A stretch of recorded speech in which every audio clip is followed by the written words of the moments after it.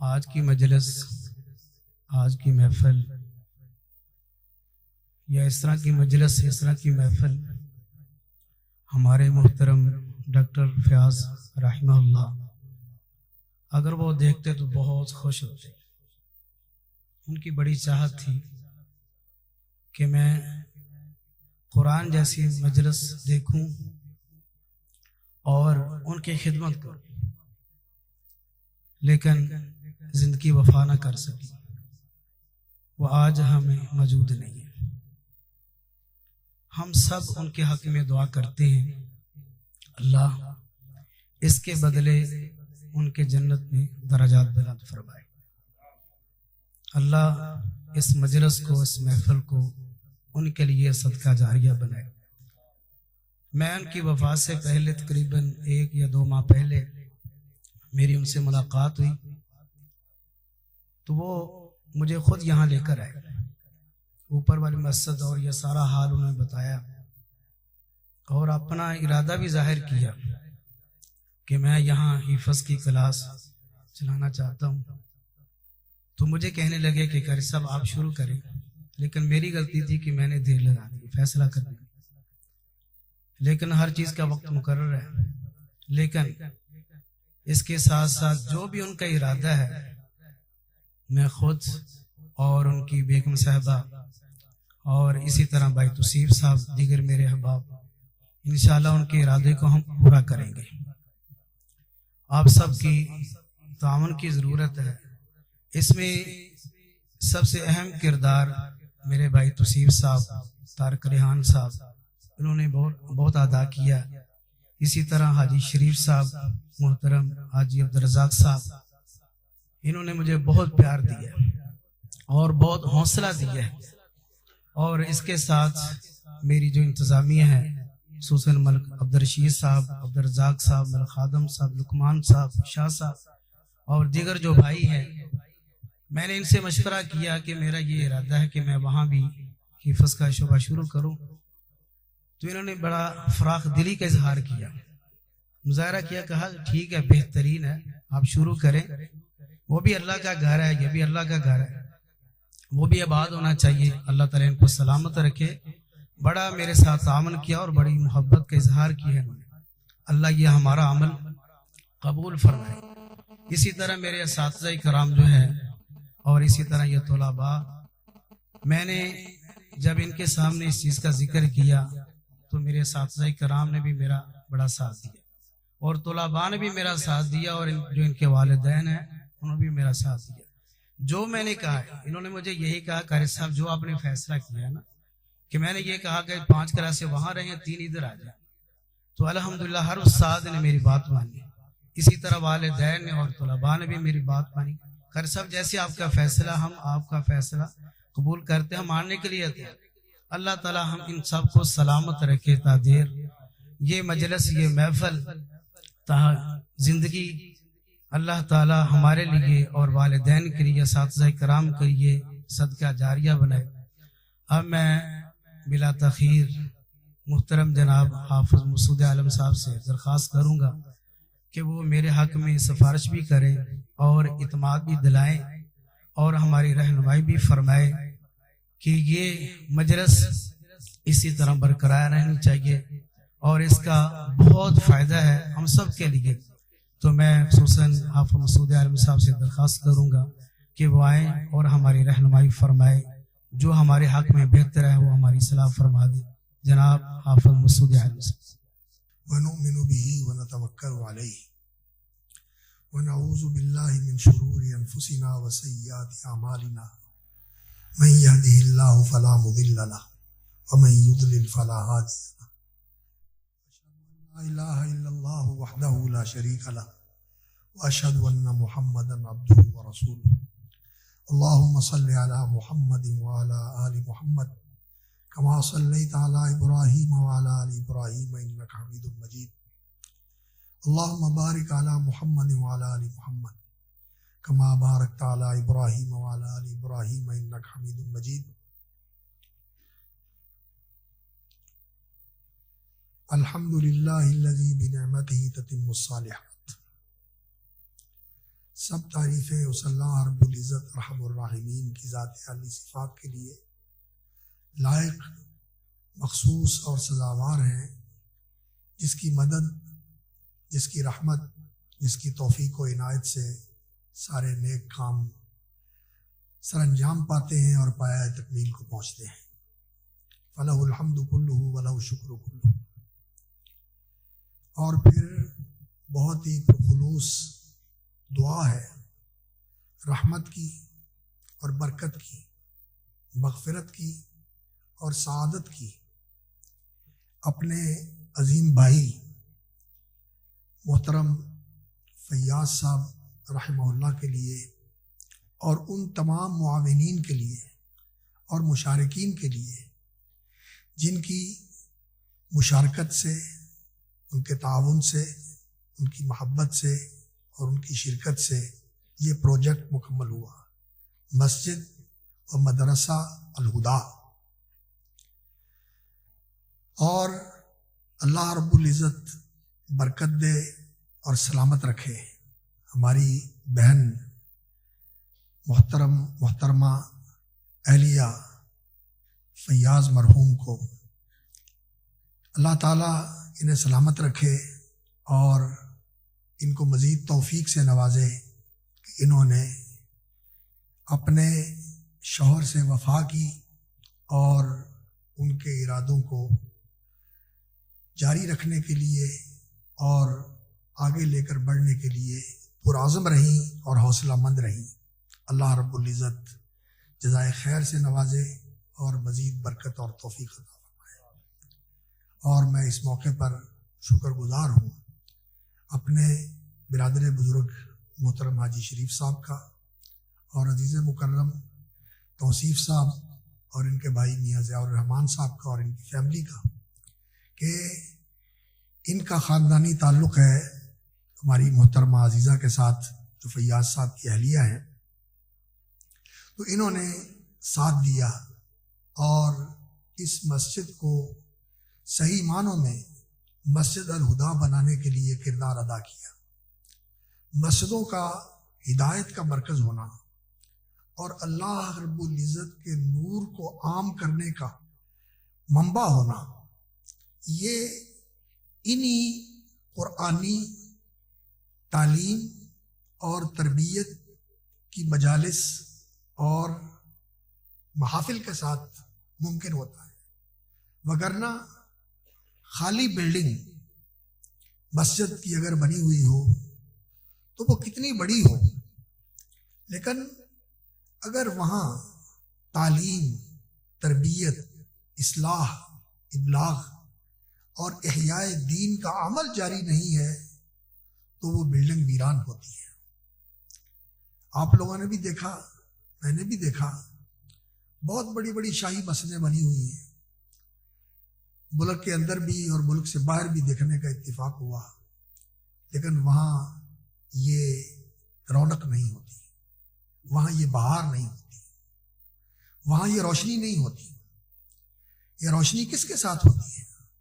5 وقت کی باجماعت نماز ہو اور نمازوں کے ساتھ لوگوں کی اصلاح و ہدایت کا اہتمام ہو، درس حدیث ہو، درس قرآن ہو، اصلاح و تربیت کا عمل جاری ہو، جو امام ہے وہ معلم بھی ہو، وہ مربی بھی ہو، جو خطیب ہے وہ مصلح ہو، وہ مرشد ہو، وہ موجہ ہو، وہ لوگوں کو دین کی رہنمائی دے، اور مسجد کے اندر ہر وقت قرآن کی تعلیم کا اور قرآن کی تلاوت کا اہتمام ہو، تو اس سے مسجدیں آباد ہوتی ہیں۔ یہ مسجدوں کی اصل آبادی ہے۔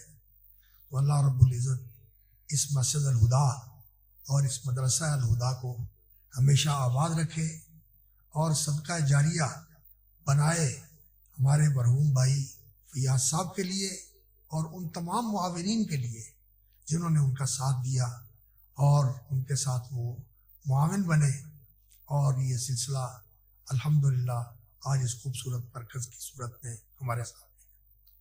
اور پھر میں دعا گو ہوں اپنے عزیز مکرم قاری حسیب الرحمان کے لیے صلی اللہ وبارک فیہ، اور ان کے رفقا، معاونین، اساتذہ قرائے کرام کہ جنہوں نے ماشاءاللہ پہلے مسجد رحمانیہ کے اندر یہ سلسلہ شروع کیا تعلیم القرآن والحدیث کا، اور پھر وہ جگہ آباد ہوئی اور وہ ناکافی ہو گئی، اور اللہ رب العزت نے پھر ان کو ادھر آنے کی توفیق عطا فرمائی اور اس مسجد کو آباد کیا، اور یہاں 3 کلاسیں الحمدللہ حفظ کی جاری ہیں۔ اور یہ تعلیم القرآن کا سلسلہ یہ آسمانی تعلیم ہے، یہ اللہ رب العزت کی طرف سے آسمانی تعلیم ہے، جس سلسلہ تعلیم کو رسول اکرم صلی اللہ علیہ وسلم نے انسانوں کے اندر جاری فرمایا۔ اللہ رب العزت نے فرمایا واتقوا اللہ ویعلمکم اللہ، اللہ سے ڈرتے رہو اور اللہ تعالیٰ تمہیں سکھاتا ہے۔ یہ قرآن مجید کیا ہے؟ الرحمن علم القرآن، وہ رحمان ہے جس نے یہ قرآن سکھایا۔ تو قرآن کی تعلیم کا سلسلہ کہاں سے شروع ہوا؟ اللہ سے، اور اللہ نے کس کو سکھایا؟ محمد الرسول اللہ صلی اللہ علیہ وسلم کو، جبریل امین کے واسطے سے۔ جبریل امین اللہ سے لے کے آئے اور رسول اکرم صلی اللہ علیہ وسلم کو آ کر پھر پہنچایا اور سکھایا۔ علمہ شدید القوا ذو مرۃ فاستویٰ، اور اللہ رب العزت نے جبریل امین کے سکھانے کو اپنی طرف منسوخ فرمایا وَأَنزَلَ اللَّهُ عَلَيْكَ الْكِتَابَ وَالْحِكْمَةَ وَعَلَّمَكَ مَا لَمْ تَكُنْ تَعْلَمُ، اور آپ پر اللہ نے کتاب و حکمت نازل فرمائے، یعنی قرآن و سنت، اور آپ کو وہ علم دیا جو آپ نہیں جانتے تھے۔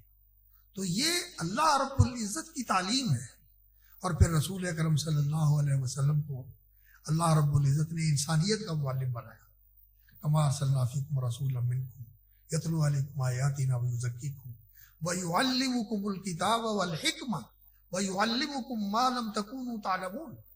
یہ ہمارا احسان ہے، یہ ہمارا فضل ہے کہ ہم نے تمہارے اندر ایسا رسول مکرم اور مبارک اور ہادی اور محترم ہستی، معزز و مکرم اور موقر رسول بھیجا۔ ارسلنا فیکم رسولا، یہ رسول کی جو تنکیر ہے تعظیم کے لیے، عظیم المرتبت رسول بھیجا۔ اللہ اکبر، جو سارے رسولوں کی خوبیاں اور کمالات اپنے ساتھ لیے ہوئے ہے، اور اس نے ایسا کام کیا ہے جو نبیوں کی تاریخ میں کوئی بھی نہیں کر سکا، صلی اللہ علیہ وسلم۔ ارسلنا فیکم رسولا منکم یتلو علیکم آیاتنا، وہ کیا کرتے ہیں؟ تمہیں اللہ کا قرآن پڑھ کے سناتے ہیں، ویزکیکم، اور تمہاری تربیت کر کے تمہاری اصلاح کرتے ہیں، جو اخلاق سیئہ ہیں ان سے تمہیں پاک کرتے ہیں، اور جو اخلاق حسنہ ہیں ان سے تمہیں متصف کرتے ہیں، جو اچھی عادتیں ہیں ان کا حامل بناتے ہیں، اور جو بری رذائل ہیں ان سے تمہیں پاک اور منزہ کرتے ہیں۔ وَيُزَكِّيكُمْ وَيُعَلِّمُكُمُ الْكِتَابَ وَالْحِكْمَةَ، اور تمہیں کتاب و حکمت کی تعلیم دیتے ہیں۔ تو رسول اکرم صلی اللہ علیہ وسلم کیا تھے؟ معلم الکتاب والحکمہ۔ اور پھر رسول اکرم صلی اللہ علیہ وسلم نے یہ صحابہ کو سکھایا، اور صحابہ نے پھر آگے یہ سلسلہ جاری رکھا، اور اسی وقت سے مدرسہ، سب سے پہلا مدرسہ دار ارقم تھا۔ حضرت ارقم کے گھر میں رسول اکرم صلی اللہ علیہ وسلم لوگوں کو قرآن کی تعلیم دیتے تھے۔ حضرت عبداللہ بن مسعود رضی اللہ تعالیٰ عنہ یہ پہلے اسلام لانے والے خوش نصیبوں میں سے ہیں، اور وہ کہتے ہیں کہ قرآن مجید کی 70 صورتیں ایسی ہیں کہ اللہ رب العزت کی طرف سے جبریل امین نے وحی لی اور لے کر رسول اکرم صلی اللہ علیہ وسلم پر نازل ہوئے، اور نبی صلی اللہ علیہ وسلم کی زبان اقدس سے جس کان نے سب سے پہلے وہ وحی سنی وہ عبداللہ بن مسعود کے کان تھے، اور جس سینے میں وہ محفوظ ہوا وہ عبداللہ بن مسعود کا سینہ تھا۔ اور یہ شرف ملا، اللہ اکبر، کہ عبداللہ بن مسعود رضی اللہ تعالیٰ عنہ دبلے پتلے تھے، بڑا قد کاٹ نہیں تھا، مختصر جسم تھا، اور بالکل دھان پان انسان تھے۔ قرآن پڑھ رہے ہیں، اور رسول اکرم صلی اللہ علیہ وسلم نے ان کا قرآن سنا، اور آپ صلی اللہ علیہ وسلم نے جب وہ قرآن پڑھ کے فارغ ہوئے اور بیٹھے تو نبی صلی اللہ علیہ وسلم نے فرمایا اے قرآن پڑھنے والے مانگ جو تو مانگتا ہے اللہ تعالیٰ تمہیں عطا کرے گا، اللہ تعالیٰ تمہیں عطا کرے گا۔ اور ان کا پڑھنا ایسا پڑھنا تھا، نبی صلی اللہ علیہ وسلم نے فرمایا جو قرآن اس طرح پڑھنا چاہتا ہے جس طرح اتارا گیا ہے تو وہ اس طرح پڑھے جیسے عبداللہ بن مسعود پڑھتے۔ یہ نبی صلی اللہ علیہ وسلم کی طرف سے ان کو سرٹیفکیٹ ملا۔ تو رسول اکرم صلی اللہ علیہ وسلم سے صحابہ نے سیکھا اور پھر آگے پڑھایا، اور پھر ان سے آگے جن لوگوں نے پڑھا، عبداللہ بن مسعود رضی اللہ تعالیٰ عنہ قرآن کے قاری اور معلم تھے، حضرت علی رضی اللہ تعالیٰ عنہ قرآن کے قاری اور معلم تھے، حضرت عثمان بن عفان رضی اللہ تعالیٰ عنہ باوجود اس کے کہ بہت بڑے تاجر تھے اور خلیفۃ المومنین بھی تھے، پھر بھی وہ قرآن کی تعلیم دیتے تھے۔ اور اسی طرح حضرت زید بن ثابت رضی اللہ تعالیٰ عنہ، حضرت ابو موسیٰ اشعری رضی اللہ تعالیٰ عنہ، اور اسی طرح حضرت عبداللہ بن عباس رضی اللہ تعالیٰ عنہ، اور بہت سارے دیگر صحابہ جو قرآن کے حافظ اور قاری اور آگے اس کے معلم اور اس کے مقری تھے، وہ آگے پڑھانے والے تھے۔ اور پھر ان سے پڑھا، ابو عبد الرحمن سلمی نے پڑھا، اور قعقاع ابن عمر نے پڑھا، اور اسی طرح عاصم ابن ابی النجود نے پڑھا۔ ان حضرات نے ان سے قرآن پڑھا، اور پھر آگے یہ سلسلہ بڑھا، اور عاصم سے حفظ نے سیکھا، اور حفظ سے پھر آگے یہ سلسلہ چلا، اور یہ امام حفظ کی قرات ہماری قرات ہے جس کے ساتھ ہم قرآن پڑھتے ہیں۔ تو یہ سلسلہ وہاں سے چلا آ رہا ہے۔ اور جیسے محترم بلال صاحب ذکر کر رہے تھے کہ اللہ رب العزت نے اسی سلسلہ اقراء و قرات اور حفظ و تحفیظ کے ساتھ اس قرآن کو محفوظ رکھا۔ رسول اکرم صلی اللہ علیہ وسلم کو پڑھایا تو فرمایا سنقرئک فلا تنسا، تمہیں پڑھائیں گے تو آپ اس کو بھولیں گے نہیں۔ اور حدیث میں آتا ہے کہ تقرأہ نائما و یقظان، کہ آپ اس قرآن کو جاگتے میں بھی پڑھیں گے، سوتے میں بھی پڑھیں گے، آپ کی قرآن میں غلطی نہیں آئے گی۔ تو رسول اکرم صلی اللہ علیہ وسلم ایسے حافظ قرآن تھے، لکھنا پڑھنا نہیں آتا تھا لیکن قرآن کے حافظ تھے، سینے میں محفوظ تھا، سوتے میں بھی پڑھتے تھے، جاگتے میں بھی پڑھتے تھے۔ اللہ اکبر۔ اور اللہ نے فرمایا آپ کو بلائیں گے، آپ کو پڑھائیں گے اور آپ بھولیں گے نہیں۔ تو نبی صلی اللہ علیہ وسلم کے سینے میں محفوظ تھا، اور رسول اکرم صلی اللہ علیہ وسلم کے پڑھانے سے پھر یہ صحابہ کے سینوں میں محفوظ ہو گیا۔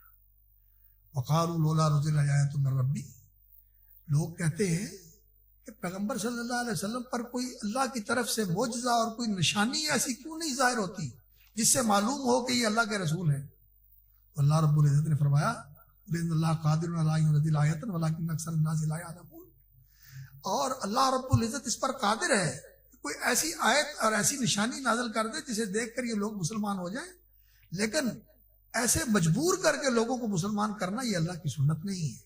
اللہ کی سنت یہ ہے کہ لوگ سمجھ کر مسلمان ہوں، لوگ سمجھ کر جان کر اپنے اختیار سے مسلمان ہو۔ مجبور اور لاچار کر کے اگر مسلمان بنایا جائے تو پھر اس کا نتیجہ یہ نکلتا ہے کہ جو لاچار کرنے والی اور مجبور کرنے والی نشانی آ جاتی ہے اور اس کو دیکھ کر جو نہیں مانتے تو پھر ان کے لیے مہلت ختم ہو جاتی ہے، پھر ان پر خدا کا عذاب آ جاتا ہے اور زمین کو ان سے صاف کر دیا جاتا ہے۔ تو اللہ رب العزت نے قبول کرنے کا دروازہ کھلا رکھا ہوا ہے کہ ایسی نشانی نہیں اتاری، اور یہ چھوٹی نشانی ہے، بل هو آیات بینات فی صدور الذین اوتوا العلم، کہ یہ قرآن مجید قرآن کے حافظوں کے سینوں میں محفوظ ہے، اور آپ دیکھیں کہ کس طرح سینوں میں محفوظ ہے۔ یہ ماشاءاللہ کوئی 30 سال کی عمر میں قرآن یاد کرنا شروع کر دے تو اللہ تعالیٰ قرآن اس کے سینے میں محفوظ کر دیتا ہے، اور کوئی 40 سال کی عمر میں شروع کر دے تو اللہ تعالیٰ اس کے سینے میں محفوظ کر دیتا ہے۔ نبی صلی اللہ علیہ وسلم نے 40 سال کی عمر کے بعد قرآن مجید یاد کرنا شروع کیا اور آپ کے سینے میں محفوظ تھا، اور کوئی 60 سال کی عمر میں شروع کر دے قرآن یاد کرنا تو اللہ تعالیٰ محفوظ کر دیتا ہے۔ اور میں کل پرسوں سن رہا تھا مدینہ کے شیخ القراء ہیں ابراہیم الاخضر، ان کی تلاوت بھی مصحف کی تلاوت جو ہے وہ مجمع الملک فہد، جو فہد کنگ کمپلیکس ہے قرآن مجید کی اشاعت کا، انہوں نے اس کو شائع کیا ہوا ہے، بہت بڑے قاری ہیں۔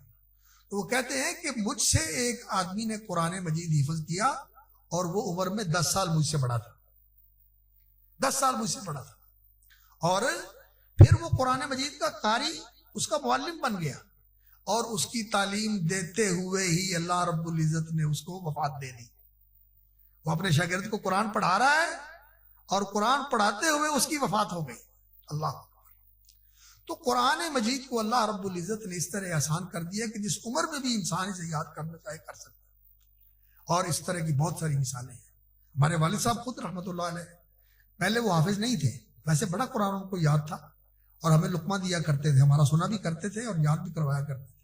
لیکن پچھلی عمر میں ان کو توجہ ہوئی کہ میں نے قرآن کا درس تو دیا ہے لیکن میں قرآن کو یاد بھی کر لوں. انہوں نے یاد کر لیا قرآن بھی. تو جس عمر میں بھی آدمی یاد کرنا چاہے، یہ قرآن کا اعجاز ہے. اور یہ چھوٹے چھوٹے بچے 5 سال سے بچے پڑھنا قرآن مجید شروع کرتے ہیں. 5 سال سے بچے قرآن مجید پڑھنا شروع کرتے ہیں. 6 سال کی عمر میں کچھ یاد کر لیتے ہیں، 7 سال کی عمر میں یاد کر لیتے ہیں، 8 سال کی عمر تک پہنچتے ہوئے کئی حافظ ہو جاتے ہیں، کئی 9 سال کی عمر میں حافظ ہو جاتے ہیں. اور پھر ماشاءاللہ اس طرح کے حافظ ہوتے ہیں کہ اتنا ضبط اور اتقان ہوتا ہے کہ آپ ان کو جہاں سے کہیں وہ کمپیوٹر کی طرح قرآن پڑھتے ہیں. اور اب الحمدللہ یہ ایک اچھا آغاز ہے. اللہ تعالیٰ اس کو قائم رکھے اور اس کو برکت اور ترقی عطا فرمائے کہ ہمارے ان مدارس کے اندر حفظ القرآن کے ساتھ ترجمۃ القرآن یاد کروانے کا بھی سلسلہ شروع ہو گیا ہے. اللہ تعالیٰ اس کو مزید فروغ عطا فرمائے اور اس کو برکت اور ترقی عطا فرمائے کہ بچے ساتھ ساتھ قرآن مجید کا ترجمہ بھی یاد کر لیں. یہ عمر ایسی ہوتی ہے کہ اس میں جو یاد کروایا جائے انسان یاد کر لیتا ہے. اور ہمارے پہلے بزرگوں کے اندر یاد کرنے کا بڑا رجحان ہوتا تھا. وہ کتابیں یاد کرتے تھے، حدیثیں یاد کرتے تھے. امام بخاری رحمۃ اللہ علیہ، امام مسلم، امام احمد ابن حنبل، امام ابن تیمیہ، امام ابن کثیر، وہ حدیث کی بڑی بڑی کتابیں انہیں یاد ہوتی تھی. مسند امام احمد 30,000 کے قریب حدیثیں ہیں. حافظ ابن کثیر رحمۃ اللہ علیہ اور امام ابن تیمیہ کے بارے میں فرماتے ہیں کہ ان کو ازبر تھی، 30,000 حدیثیں یاد تھی. اور وہ پہلے اس کا حوالہ دیتے ہیں اور اس کا اور ان کا یاد کرنا بھی کس طرح ہوتا تھا کہ لفظ بھی یاد ہے اور سند بھی یاد ہے اور سند کا حکم بھی یاد ہے اور اس کے رجال کے حوال بھی یاد ہے. تو یہ قرآن مجید کو حفظ کرنا بہت بڑی سعادت ہے. اور یہ جو ادارے ہیں اللہ رب العزت نے قائم رکھے اور انہیں برکت اور ترقی عطا فرمائے. ان کو سپورٹ کرنا چاہیے، ان کا ساتھ دینا چاہیے 2 طرح سے. ایک تو یہ کہ اپنے بچوں کو داخل کروایا جائے، وہ یہاں قرآن پڑھے، اور دوسرا ان اداروں کو مضبوط کیا جائے کہ یہاں جو قرآن کی خدمت کرنے والے قراء ہیں، حفاظ ہیں، مقری ہیں، قرآن پڑھانے والے ہیں، ان کی عزت و تکریم کی جائے کہ ان کے ساتھ یہ سلسلہ قائم اور دائم ہے. اور جو اس کا اہتمام اور انتظام کرنے والے ہیں ان کو اعتماد دینا چاہیے اور ان کا ساتھ دینا چاہیے. اور ان کو بھی چاہیے کہ وہ خلوص کے ساتھ اور ان نسلوں کی خیر خواہی کے ساتھ ان کے اوپر محنت کریں. ان کی اخلاقی تربیت، ان کی اعتقادی رہنمائی اور ان کے اندر دین کی محبت اور فرائض کی پابندی اور اخلاق حسنہ سے ان کو ساتھ ان کو مزین کرنا اور اخلاق سیئہ سے ان کو بچانے کی کوشش کرنا. اس تربیت کے اوپر بھی ساتھ ساتھ توجہ دیں تاکہ یہ بچے قرآن کے حافظ بھی بنے اور قرآن کے پیکر بھی بنے. جیسے وہ اقبال نے کہا ہے کہ یہ راز کسی کو معلوم نہیں کہ مومن قاری نظر آتا ہے حقیقت میں ہے قرآن. بلال صاحب بھی یہ شعر پڑھ رہے تھے اقبال کا. یہ راز کسی کو نہیں معلوم کہ مومن. لوگ اس بات کو نہیں سمجھتے کہ مومن جو ہوتا ہے یہ قرآن پڑھتا ہوا نظر آتا ہے، لیکن مومن کی زندگی، اس کی سوچیں، اس کی فکر، اس کا اخلاق، اس کا رویہ، اس کے معاملات، یہ سب قرآن کے مطابق ہوتے ہیں. اور صحیح معنوں میں مجسم قرآن، جس کی زندگی کے اندر قرآن ظاہر تھا، وہ محمد رسول اللہ صلی اللہ علیہ وسلم کی ذات بابرکات تھی. کان خلق القرآن. رسول اکرم صلی اللہ علیہ وسلم کی زندگی قرآن سے عبارت تھی. وہ قرآن مجید تھا، چلتا پھرتا قرآن تھا رسول اکرم صلی اللہ علیہ وسلم کی ذات گرامی. تو قرآنی اخلاق کا حامل بنانا چاہیے، اس کے اوپر تربیت دینی چاہیے. اور الحمدللہ بڑی کامیابی کے ساتھ یہ سارے شعبے کام کر رہے ہیں، مسجد رحمانیہ کے اندر بھی اور یہاں مسجد الہدیٰ کے اندر بھی. اور یہاں دیکھ کر ماشاءاللہ بڑی خوشی ہوئی ہے کہ اتنی خوبصورت مسجد اور اس قدر ماشاءاللہ اس کو آراستہ کیا گیا ہے اور اس طرح اس کو خوبصورت بنایا گیا ہے. یہ بنانے والے، اس کے محرک اور اس کو لے کے چلنے والے ہمارے بھائی فیاض صاحب رحمۃ اللہ علیہ کی حسن نیت اور ان کے حسن عمل کا مظہر ہے. مجھے یاد ہے جب انہوں نے اپنے گاؤں لاٹھیاں والے میں مسجد بنائی تو اس مسجد کے لیے بھی میرے ساتھ ان کا رابطہ تھا اور وہاں درس دروس کے لیے بھی جاتے رہے اور مجھے کہتے تھے کہ آپ کو بھی یہاں لے کے آنا ہے دکھانے کے لیے، لیکن نہ میرے پاس فرصت تھی نہ کو اللہ کو منظور ہوا اور مجھے یہاں آنے کا موقع نہیں ملا، اور ان کی وفات کے بعد یہاں آنے کا موقع ملا ہے تو آج آ کر یہاں بڑی خوشی ہوئی ہے اور میں ہدیہ تبلیغ پیش کرتا ہوں محترم قاری حسیب صاحب کو اور ان کے رفقا کو کہ انہوں نے اس مسجد کو آباد کیا ہے اور یہاں ماشاءاللہ یہ 3 کلاسیں اس کی جاری کی ہیں اور اس کے اوپر توجہ دیں۔ یہ بچے آپ کے پاس امانت ہوتے ہیں، ان کی اخلاقی تربیت اور ان کی دینی رہنمائی، ان کا عقیدہ صحیح ہو جائے اور ان کے اندر دین کی محبت آ جائے، اللہ اور اس کے رسول کی تعظیم آ جائے اور یہ نماز کے پابند بن جائیں اور ان کو اخلاق حسنہ کے ساتھ متصف کیا جائے اور اخلاق سیئہ سے ان کو بچایا جائے، ان کی زبانیں پاکیزہ ہوں، ان کی سوچیں پاکیزہ ہوں اور یہ ماں باپ کا ادب کرنے والے ہوں اور یہ محلے کے اندر شریف بچوں کی طرح رہنے والے ہوں، تاکہ لوگوں کے لیے یہ بہتر نمونہ بنے اور لوگوں کی ادھر توجہ ہو کہ یہ جو تعلیم اور تربیت ہے یہ ایسی تعلیم و تربیت ہے کہ ہمارے بچوں کو یہ تعلیم ملنی چاہیے۔ اور الحمدللہ بہت کامیابی کے ساتھ اور بہت ہی خوش سلیقگی کے ساتھ، اچھے سلیقے اور اچھے طریقے کے ساتھ قاری صاحب یہ سلسلہ لے کر چل رہے ہیں۔ اللہ رب العزت اس کو برکت دے اور ترقی عطا فرمائے اور دباؤ اور استحکام بخشے اور ان بچوں کو اللہ رب العزت قرآن کا حافظ اور محافظ بنائے اور قرآن کا اللہ رب العزت ان کو خادم بنائے اور اللہ ان کے ساتھ والدین کی آنکھیں ٹھنڈی کرے اور ان کے دلوں کو راحت پہنچائے اور اللہ رب العزت ان کو اپنے والدین کے لیے، اپنے اساتذہ کے لیے اور ان محسنین کے لیے جو ان کے ساتھ تعاون کرتے ہیں اور جو ان کے پڑھنے پڑھانے اور سیکھنے سکھانے کے ان تمام انتظامات کے اندر فراخ دلی کے ساتھ شریک ہوتے ہیں اور معاون بنتے ہیں، اللہ تعالیٰ ان سب کے لیے ان کو صدقہ جاریہ بنائے اور اللہ تعالیٰ اس سلسلے کو برکت اور ترقی اور قبول اور اللہ رب العزت اس کو دوام اور استمرار نصیب فرمائے۔ وآخر دعوانا الحمدللہ رب العالمین۔